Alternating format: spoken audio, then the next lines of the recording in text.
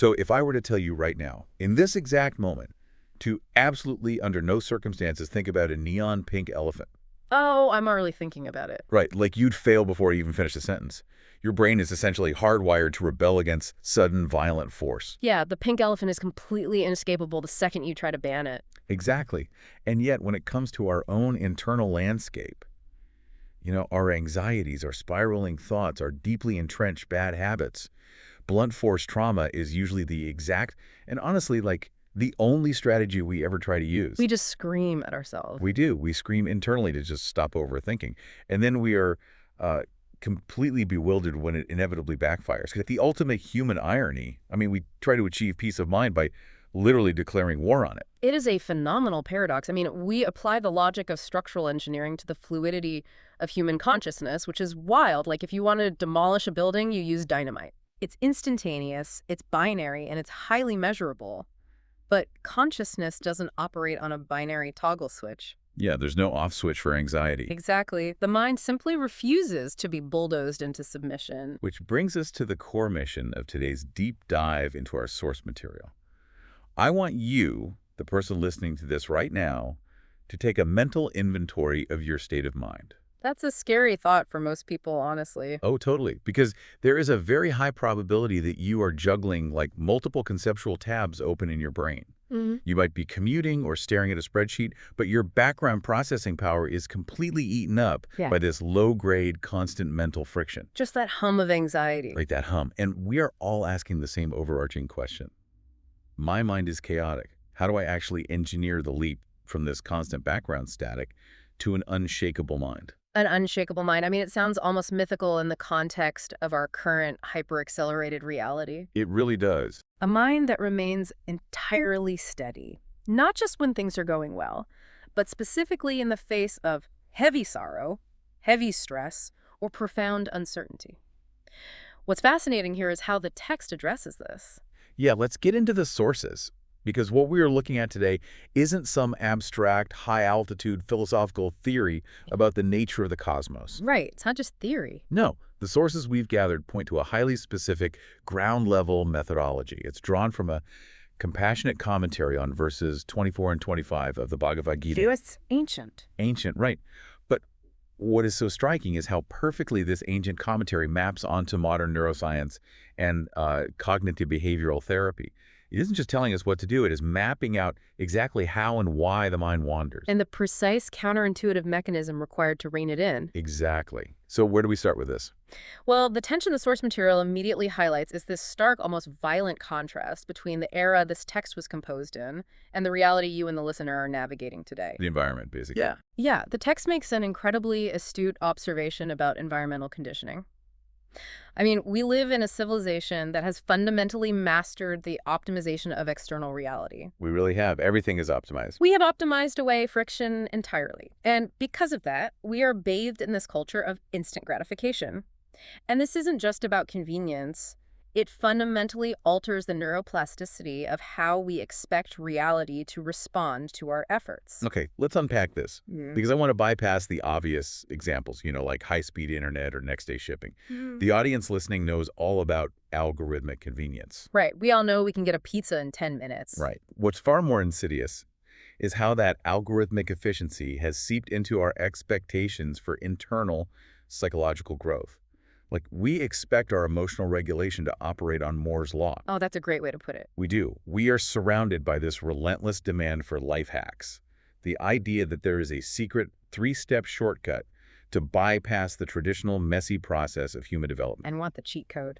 We want instant weight loss, instant financial independence, and most dangerously for our psychological well-being, instant zen. Instant zen. Yeah, we have been conditioned to believe that if a process isn't frictionless and immediate, the process is broken. Or worse, that we are broken. Like, if I'm not enlightened in 5 minutes, I'm a failure. Exactly. If we look at the psychological fallout from this conditioning, it is devastating when applied to internal work. Think about the mechanics of a life hack. Maximum output from minimum input. Right. But your brain's limbic system, the emotional center, it doesn't care about your productivity metrics. It really doesn't. When we take this instant conditioning and apply it to a deeply entrenched neural pathway, like a long-standing habit of catastrophic thinking, we are essentially expecting decades of structural brain wiring to instantaneously dissolve just because we decided to sit and meditate for 5 minutes. It's like expecting your mind to be a microwave when neuroplasticity is actually a slow cooker. A slow cooker, exactly. You press a button, you wait 30 seconds, and you expect your deep-seated career anxiety to be fully defrosted. But the biology of the brain literally cannot move at the speed of a software update. And that biological mismatch is precisely why we quit. We just give up. Yeah. The text points out the stark conclusion of this conditioning. When you sit down to quiet your mind, and your mind inevitably continues to wander, your microwave expectation interprets that wandering as a systemic failure. You think, well, I sat in silence, it's been 3 minutes, I'm not floating on a cloud of profound enlightenment, therefore I lack discipline. I'm just bad at this. Right. The lack of an immediate measurable result causes immense frustration. And so we completely abandon the effort. We judge deeply internal neurological restructuring by external technological metrics of speed. It's a rigged game. It is entirely rigged against us. But the brilliance of the commentary we're analyzing is that it doesn't just leave us sitting in the rubble of our failed expectations. Thank goodness. Right. It moves directly into diagnosing the actual mechanical root cause of why the mind wanders in the first place, rather than just telling us, it's bad that it does. Which brings us to the foundational concept in verse 24. Yeah, this is where the methodology transitions from observation to incredibly precise diagnosis. So the core translation of Shloka 6.24 that our source breaks down says this: one must abandon completely all material desires born of mental resolves and imaginations. And using the mind alone, one must withdraw the senses from all directions. Now, on the surface, that sounds like a standard monastic directive. But there is a very specific Sanskrit word doing the heavy lifting here, right? Yes, the crucial pivot hinges on the Sanskrit word salkalpa. Salkalpa. Right. The text defines salkalpa not really as desire, but as mental projections, resolves, imaginations, and the fictional narratives we constantly spin in our heads. The stories we tell ourselves. Exactly. It identifies sakalpa as the absolute definitive root source of a chaotic mind. The text argues that your mind is not just randomly generating static. The chaos you feel is a direct symptom of sakalpa. It's the brain functioning as a relentless predictive machine. Like if we look at modern cognitive science, we know the brain uses predictive coding. Yeah, it's always guessing what's next. It doesn't just passively take in the present moment, right? Yeah. It hallucinates possible futures based on past data to try and keep us safe. That's exactly it.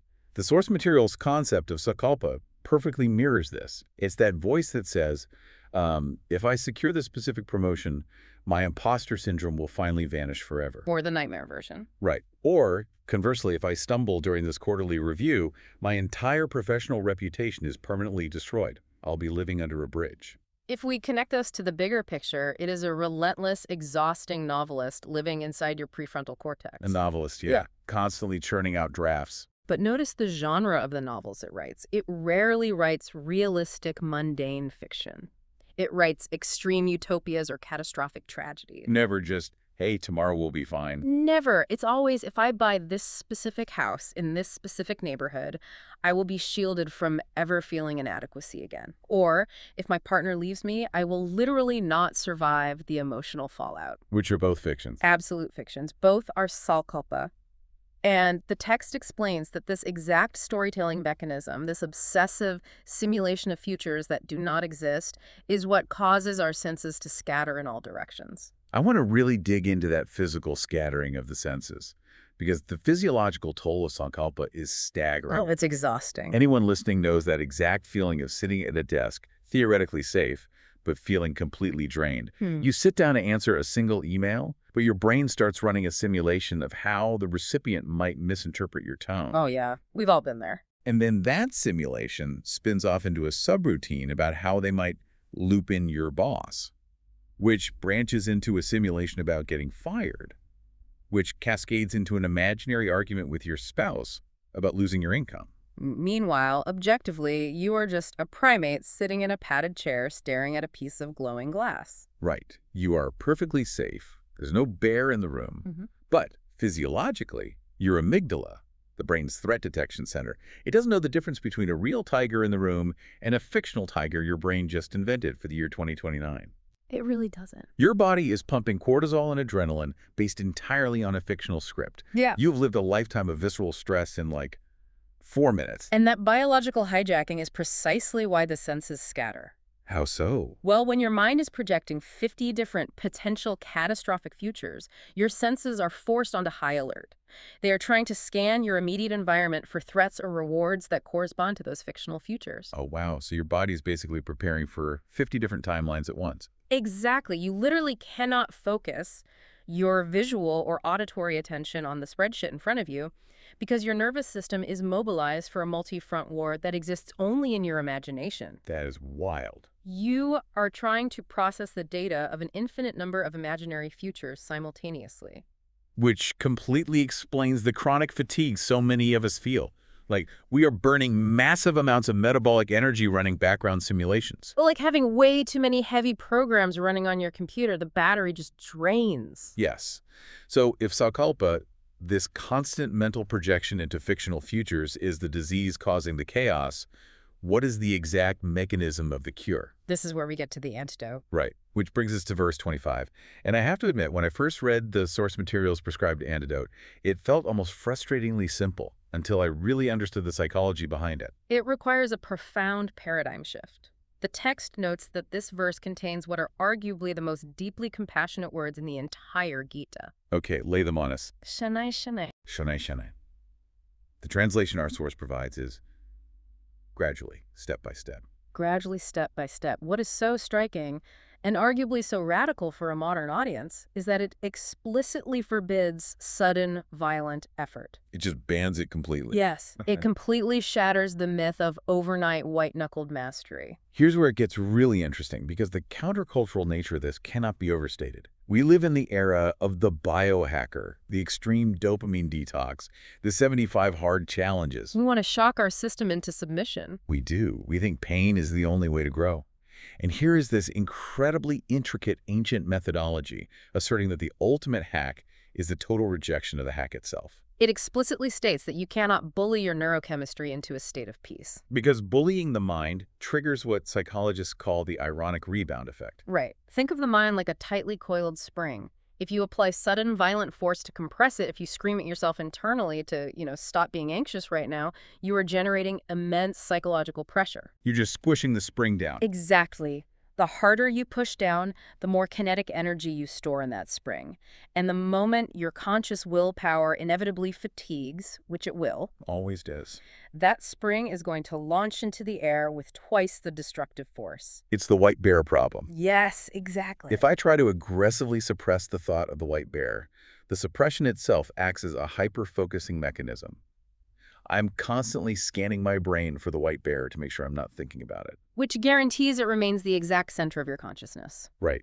The text recognizes, thousands of years before functional MRI machines, that violent effort against the mind only agitates the mind further.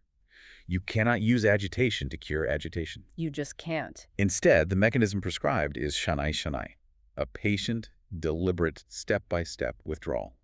But, and this is crucial, the text is very careful to clarify that gradual does not mean passive. Okay. It says this withdrawal must be guided by steady conviction, with the intellect fixing the mind on the self. See, I see a potential point of friction here for a modern listener. There's a huge emphasis today on achieving a flow state. Oh, sure. This idea that we should be entirely immersed in our actions, operating purely on intuition, without a separate judging intellect pulling us out of the moment. Just being in the zone. Right, just let go and flow. So doesn't this instruction to have an active intellect pulling the reins conflict with the modern ideal of just letting go? It's a brilliant distinction to draw, but we have to remember what flow state actually is. A professional musician in a flow state isn't just randomly mashing keys. Well, yeah. They know what they're doing. Their flow is the result of tens of thousands of hours of highly deliberate, intellectually guided practice. The intellect pulling the reins is the practice. Oh, that makes sense. You cannot let go of the reins of a wild horse and expect it to magically run a perfect dressage routine. The horse will just run off a cliff. Exactly. The active intellect is required to train the mind so that eventually it can rest in a state of flow without being hijacked by sakalpa. So the intellect is the trainer, not the enemy. That makes perfect sense. Right. Okay, so we have the diagnosis, Sakalpa, the exhausting hallucination of future scenarios, and we have the overarching antidote. Shane shane, the deliberate, gradual withdrawal rather than violent suppression. The theory is sound. But the burning question for the listener is, how do I operationalize this on a random Tuesday morning? When real life hits. When the inbox is overflowing, the kids are screaming, and the cortisol is spiking. How does this ancient theory become immediate practice? Well, the source material bridges this gap by offering a surprisingly mechanical methodology for the day-to-day. It moves seamlessly from the philosophical architecture into immediate behavioral application. So when you feel the grip of anxiety today, or when you feel an overwhelming, almost magnetic craving to engage in a distraction loop. Like grabbing your phone. Exactly. The very first action required isn't to fight the feeling. The first action is to catch the sakalpa in the act of creation. You have to notice the fiction being written. It's about creating a cognitive wedge between the stimulus and your reaction. A cognitive wedge, I like that. And the text offers a highly specific interrogation technique to create that wedge. It demands that in the exact moment of physiological panic or craving, you force your intellect to ask a very literal question. And what's the question? Is this real, or is this a story my mind is currently writing about the future? Is this real, or is this a story? Let's take the classic example of workplace panic. You are sitting at your desk, and you have a massive presentation tomorrow. The classic stressor. Right. Suddenly, you feel the physical cascade. Tight chest, shallow breath, racing heart. Your amygdala is firing because you are vividly imagining the tech failing, your boss looking disappointed, and all your peers silently judging you. Your body is processing a catastrophic event that literally has not occurred. It's all in your head? But the threat is functionally indistinguishable from a physical predator in terms of your nervous system's response. So you feel the tight chest. Now, instead of trying to deep breathe the panic away or yelling at yourself to calm down, you deploy the wedge. You pause. You pause, engage the prefrontal cortex, the logical reasoning part of the brain, and you ask the question, is this real or is this a story? And the moment you ask that question, you force a neurological shift. How so? Like physically? Physically, yes. You pull blood flow and energy away from the fear center, the amygdala, and force it into the executive functioning center. Your intellect has to objectively evaluate the sensory data of the room. So it looks around and observes. Right. It goes, okay, I am sitting in a chair. The room is a comfortable 72 degrees. The presentation is 24 hours away. No one is currently glaring at me. There's no actual danger present. And the conclusion becomes instantly, undeniably clear. It is a story. It is an illusion. And as the source points out, the profound power of recognizing the illusion is that you don't actually have to fight it anymore. It's exactly like walking through a haunted house. Oh, this is a great analogy. A monster jumps out, and your immediate biological reaction is pure terror. You jump. But a split second later, you notice the cheap plastic zipper on the back of the monster's suit. The illusion is broken. Right. The terror instantly deflates. Not because you bravely fought the monster or used a life hack to beat it, but because you recognize the artifice. Asking that question, finding the zipper on your anxiety, downregulates the panic in real time. That analogy perfectly captures the mechanism. The monster loses its physiological grip on you the second you see the zipper. You recognize the anxiety as a projection, a salkalpa, rather than a present empirical reality. Okay, but recognizing the zipper is only the internal half of the equation, right? Sure. Finding out that the monster is fake doesn't automatically change your physical habits. You might still have a behavioral urge to, like, run away or check your phone to self-soothe. How do we translate this cognitive wedge into physical action? This moves us into the text's application of Shanai Shnai to our daily routines. Taking the principle of gradual, step-by-step withdrawal and applying it to our deeply grooved behavioral loops. Exactly. The source material addresses this using incredibly modern framing. Let's say you have a compulsive habit of checking your phone for dopamine hits, or habitually working past 8 p.m. because of those unspoken career anxieties. Very common. The instruction is explicit. You do not aim for perfection today. You withdraw the senses gradually. You implement a delay. Delaying the gratification or the compulsion even by just a few minutes. Okay, but I have to push back here on behalf of the hyper-driven listeners who might be skeptical. Go for it. If my goal is to build an unshakable, highly disciplined mind, and my strategy is simply delaying my bad habits by 5 minutes, Right. isn't that just sanctioned procrastination? Like if I know I shouldn't be doom scrolling, but I tell myself to wait 5 minutes and then I doom scroll anyway, I haven't eliminated the bad habit. I've just scheduled it.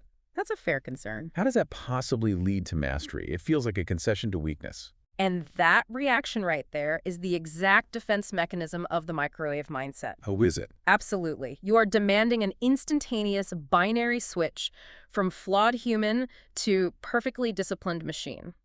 But the text anticipates this exact all-or-nothing trap. Okay, so what's the resolution then? The resolution lies in understanding what is actually happening neurologically during those 5 minutes. The text uses a very specific phrasing. The intellect must hold the reins gently but firmly. Gently but firmly. Unpack the firmly part for me. There is a monumental psychological difference between sudden, violent suppression, which we've established causes the spring to rebound, and a firm, conscious reining in of a compulsion. Okay. When you try to go cold turkey on a dopamine addiction, like your smartphone, the primitive parts of your brain rebel violently. The friction becomes intolerable, willpower depletes, you cave, and then you are flooded with shame, which only fuels more escapist scrolling. It's a vicious cycle. You feel bad, so you scroll more to forget you feel bad. Right. But when you apply Shanliheni and institute a 5-minute delay, you are not procrastinating. You are claiming cognitive real estate. Claiming real estate. Explain how that works in practice. When you feel the overwhelming urge to grab the phone and you consciously decide, I hear the urge, but I am going to hold off for exactly 5 minutes. You have just successfully interrupted the automatic unconscious stimulus response loop. You put a pause button on it. For those 5 minutes, you are not operating on autopilot. You have taken conscious control of the reins. Your intellect, your executive function, is in charge. Oh, I see the mechanism now. Yeah. It's not about whether or not you eventually check the phone. It's about the conscious interruption of the automation.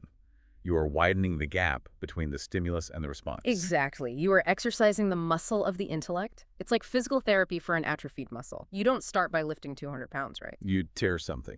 You start with a 2-pound weight just to wake the muscle up. When you master that 5-minute delay, the intellect grows slightly stronger. The neural pathway of self-control gets slightly thicker. Tomorrow, the delay is 10 minutes. Wow. You are taming a wild animal. If you pull the reins back on a galloping, terrified horse with all your might, it will rear up and crush you. Yeah, you can't just fight it. But if you hold them gently but firmly, applying steady, undeniable pressure, the horse eventually submits to your direction. Building an unshakable mind isn't achieved through one violent act of suppression. It is achieved through thousands of microscopic, successful acts of intellectual control. That completely recontextualizes what discipline looks like. Like a 5-minute delay isn't a failure to be perfect. It is a successful repetition in the mental gym. It is shana manifesting in your neurochemistry. You are proving to your brain that the craving does not dictate immediate action. Precisely. But, and I think we need to be realistic here, even armed with this knowledge, even knowing how to catch the sakalpa and how to implement the gentle withdrawal. We are still human. We are still human. The friction of modern life is immense. We are going to fail. Constantly. We are going to get completely swept away by a fictional projection, or we're going to unconsciously grab the phone before the intellect can even engage. It's inevitable. The commentary knows this, which leads seamlessly into the final and, frankly, most counterintuitive piece of advice for our daily application. For a modern audience deeply conditioned by hustle culture and self-optimization, this final step might be the hardest to actually internalize. The instruction is this. When your mind inevitably wanders today, when you fail to catch the projection, do not become frustrated with yourself. No frustration allowed. And the reasoning the text provides for this is absolutely brilliant. This raises an important question, though. It forces us to examine the actual utility of frustration. The source material highlights a pivotal realization. Frustration is simply another form of mental agitation. Which makes so much sense when you think about it. It's a profound psychological insight. Let's break down what happens when you try to focus. You sit down to write a report, and suddenly your mind wanders to an argument you had yesterday. That is your primary layer of distraction, the initial sankalpa. Right.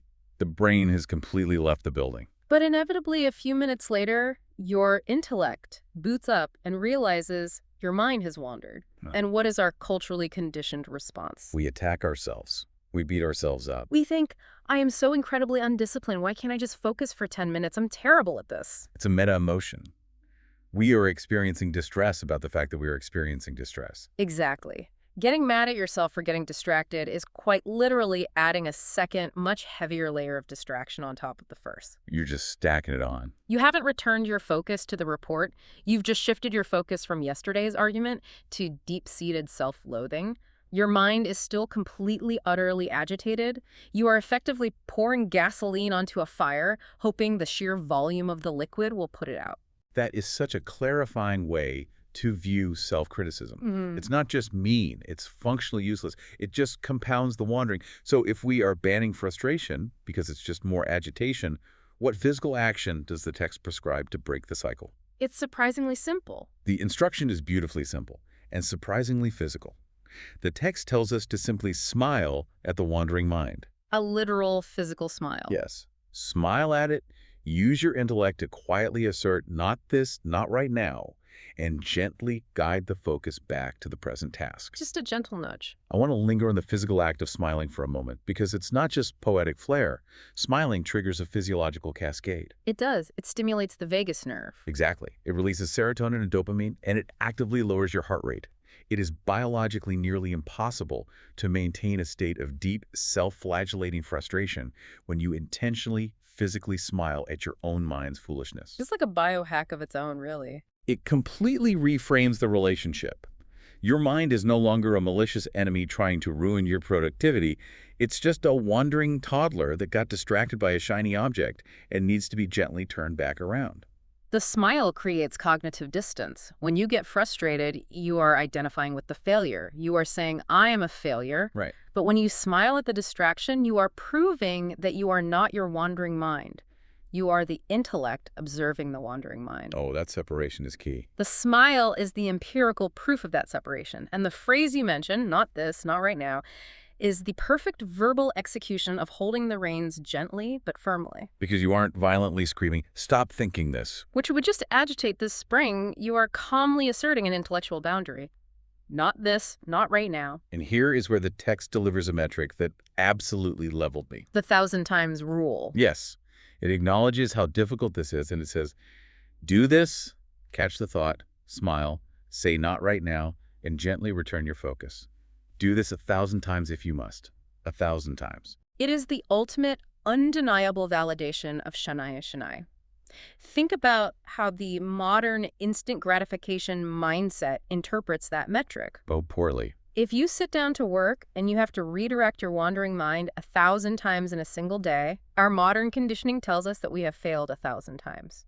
We view it as a complete disaster of discipline. We would feel entirely defeated. We just assume we are fundamentally broken. But the ancient methodology is completely inverting that paradigm. In what way? Redirecting your mind 1,000 times is not failing 1,000 times. It is succeeding at the practice 1,000 times. Wow.